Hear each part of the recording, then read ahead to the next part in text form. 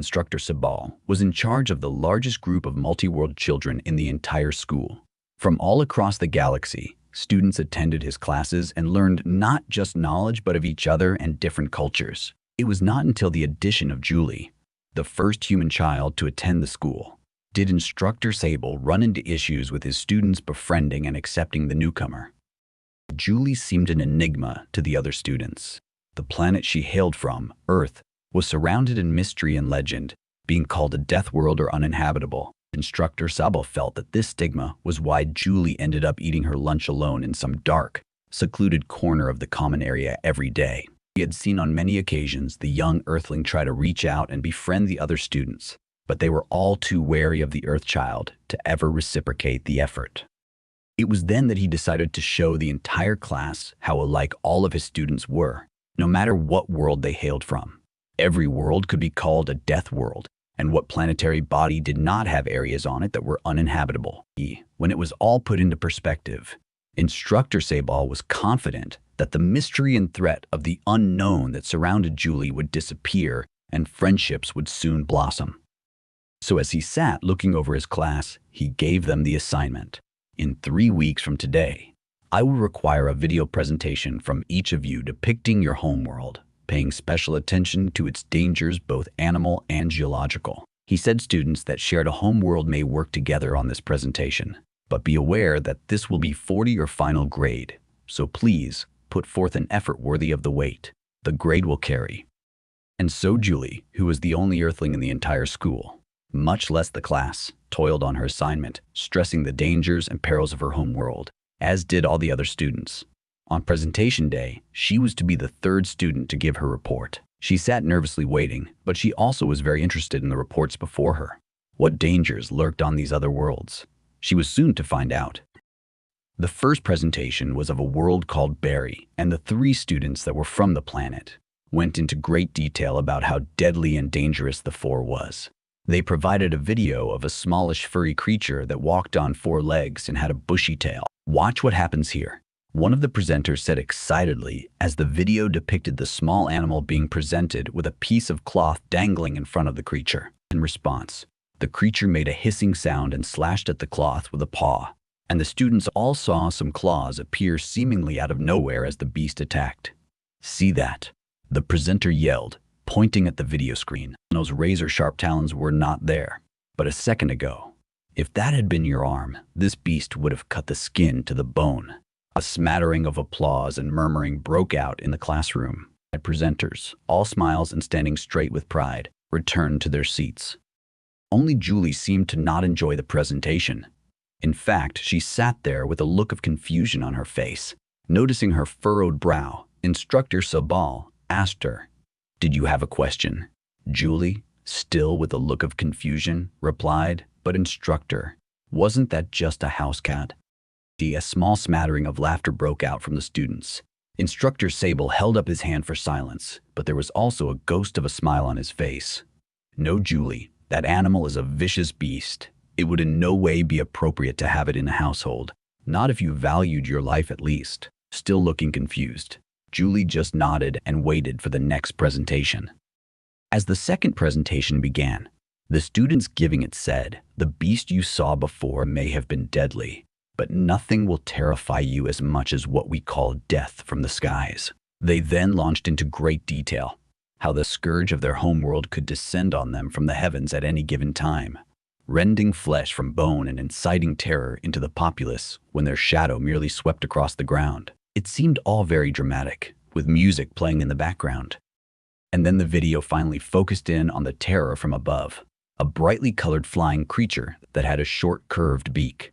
"Now claws are bad enough," said a presenter, "but watch the strength of this creature's beak." In the video, the feathered creature grabbed a hard-covered seed and began to bite down on it with a loud crack that echoed through the classroom. The cover broke in half, revealing the soft seed inside, which the creature began to eat. My class went wild. "Did you see that? What if that had been a finger? Thank the creator we don't have those on our world." Julie stared dumbfounded at the screen. Finally, she waved a hand at the monitor and said rather loudly, "But that looks just like a parakeet." Silence fell on the classroom, with murmurs of "she is just jealous" and how rude could be heard. Instructor Sabal was worried that his plan was backfiring. He had never known Julie to be anything less than pleasant, but her behavior today was borderline at best. "Okay, Julie," he said a little sternly.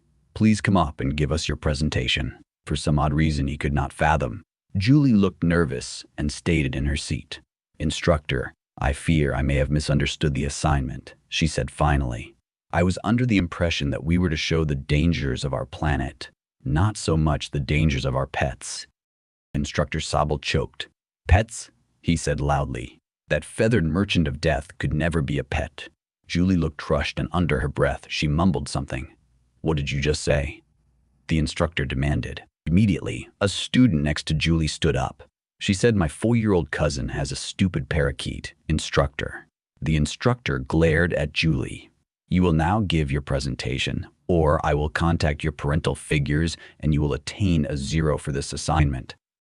Slowly, and with great reluctance, Julie left her desk and walked to the front of the class.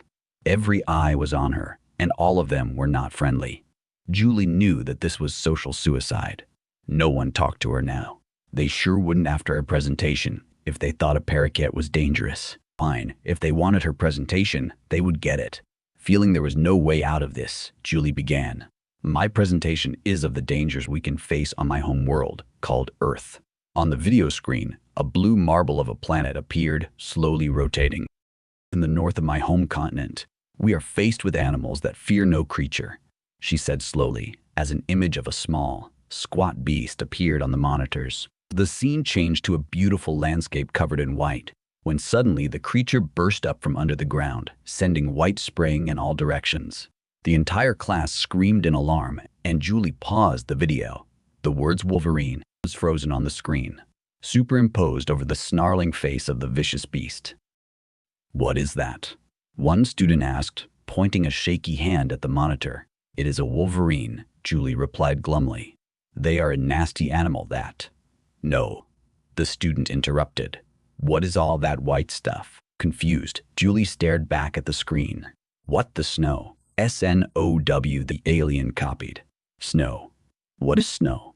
Getting really confused, Julie replied, "Snow is rain that gets frozen before it hits the ground."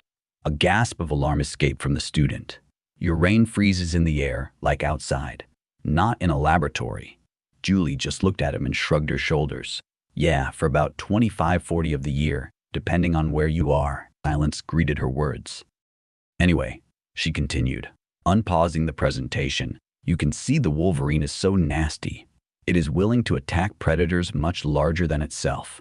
Here she showed a small wolverine snarling and advancing against a grizzly bear. "What in the 7 hells is that?" a student screamed, pointing at the huge creature made of muscle and sinew on the screen. Pausing the presentation again, Julie looked at the screen, then back at the student. "What, the bear? Those things are all over my homeworld." The student stammered, shaking in his seat. All over. How are you even alive?" Julie laughed. "Oh, bears are bad all right, but there are much, much worse things on Earth than bears." "You must be lying," a voice said, and it took a second for Julie to notice. It was her instructor who said it. He was sitting in his chair, shaking with fear. Smiling, Julie just fast-forwarded her presentation a little bit to where warm, clear, calming water was all that could be seen. 71 My planet is covered in water," she said.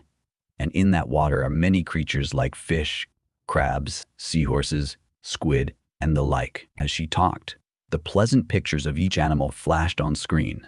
"We even have what we call seals," she said, looking at Duat, an alien classmate that looked so much like an anthropomorphic seal. It was frightening. He smiled widely as he watched the seals play and leap in the waters. "We also have sharks," Julie said. And out of nowhere, a gigantic great white shark appeared on screen, chasing down and biting into the seal in a rush of red-stained water. Fleshy chunks of bloody meat sinking into the depths were all that was left of the seal. He was sat with his mouth open, a silent scream on his lips. "Stop it, stop it, stop it."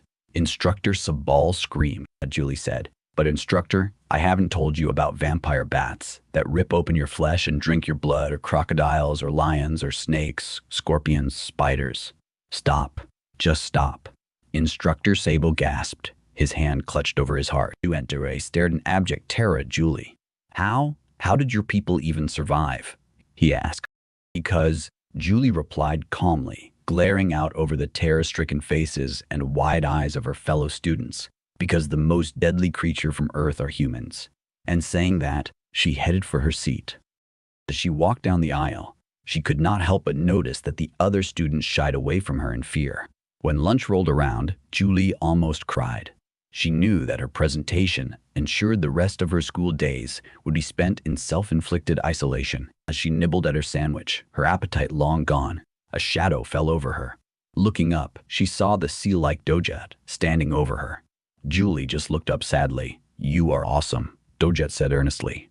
"Did you ever see a shark before in real life?" he asked, sitting down next to her, shocked but pleasantly so. Julie said, "Yes, my uncle and I caught one while fishing once. It wasn't as big as the one in the presentation, though," she admitted. "You caught one?" Dewitt said, impressed. "Imagine catching a beast like that." Another shadow fell across her, with another student asking, "Can you tell me about those vampire bat things? They sound scary." And another shadow and another. Julie, all smiles, tried to answer all their questions, but they were when the lunch period ended. Julie was surrounded by admiring students as she walked back to class, looking out the window. Instructor Sabal smiled. It may not have gone entirely to plan, but it worked. He looked back to his work, trying to grade Julie's assignment. He tried watching more of her presentation while the students were at lunch, but gave up when seeing what a fish called a piranha did to a large bovine herbivore. He gave a short laugh. If she survived that place, he said under his breath, she deserves an A.